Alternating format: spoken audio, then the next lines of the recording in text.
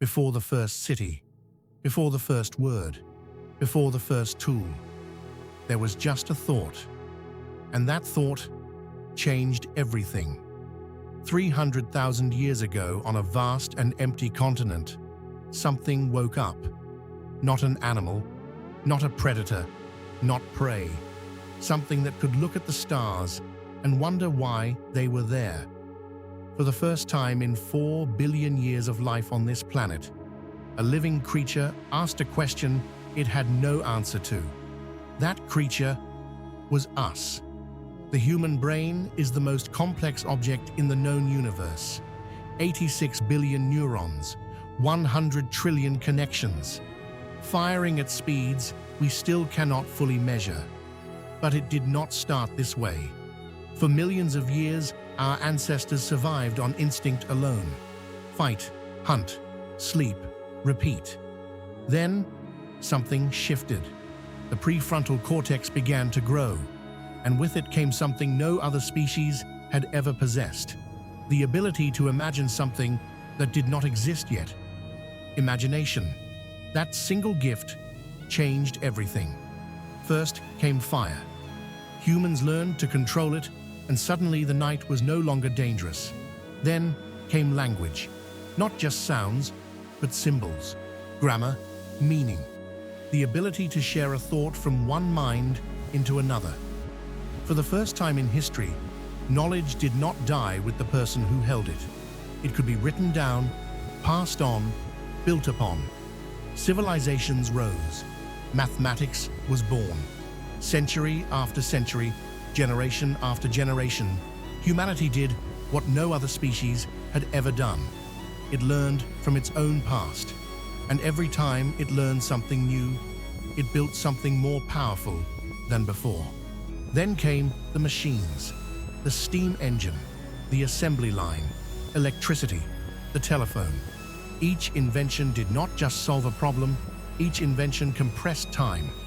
What once took 1,000 years to change began changing in decades, then in years, then in months. And somewhere in the middle of the 20th century, a mathematician asked a question no human had ever seriously asked before. He asked, can a machine think? Not calculate, not process, think. The world laughed. Then the world went quiet, because the answer was coming. For thousands of years, humans built things with their hands. Then they built things that built things, and the world would never be the same. The first great civilizations rose from the earth: Rome, Egypt, Greece, China. Humanity was no longer just surviving, it was building. Roads that connected continents, aqueducts that carried water across mountains, libraries that stored the knowledge of generations.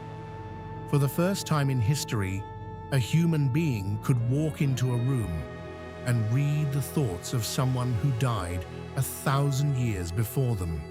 Knowledge was no longer trapped in one mind. It was alive, it was growing, it was unstoppable.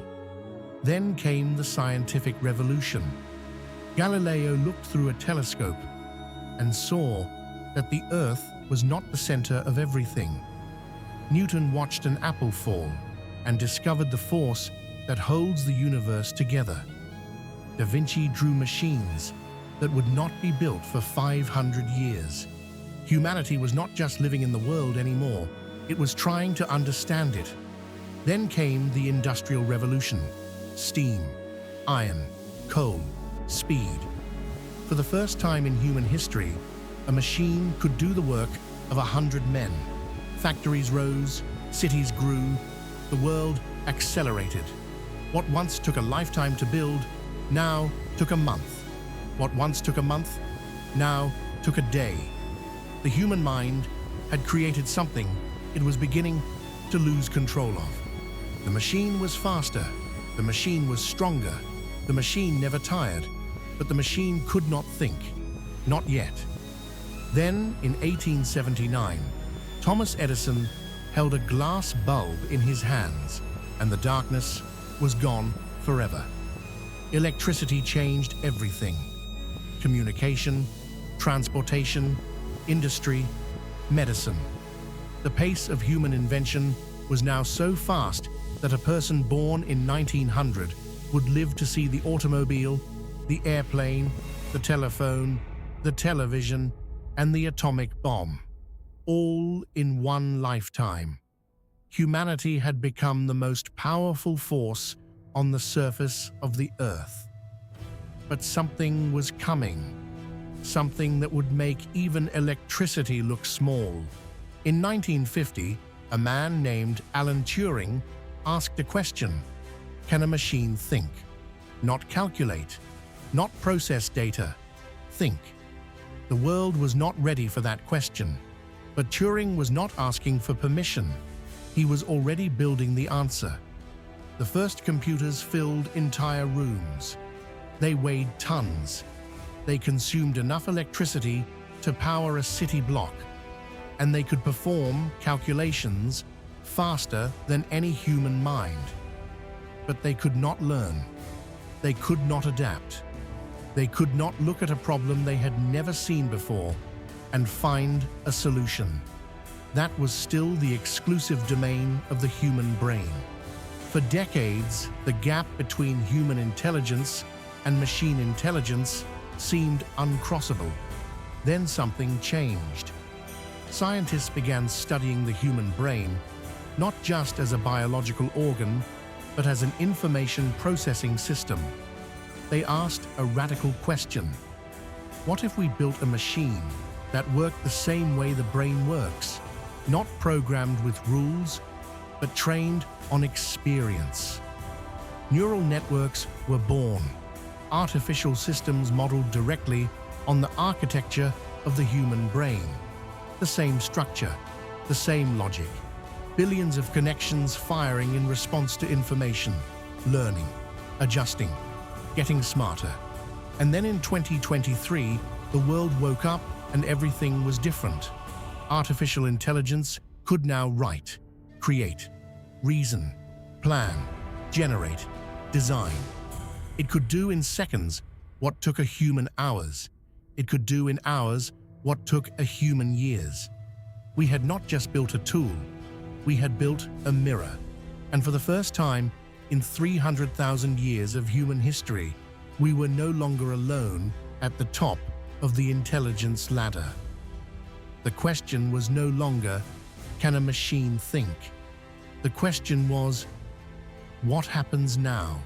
So here we are, the species that climbed down from the trees, that painted on cave walls, that sailed across oceans without maps, that split the atom, that walked on the moon, that spent 300,000 years becoming the smartest thing on Earth, has built something.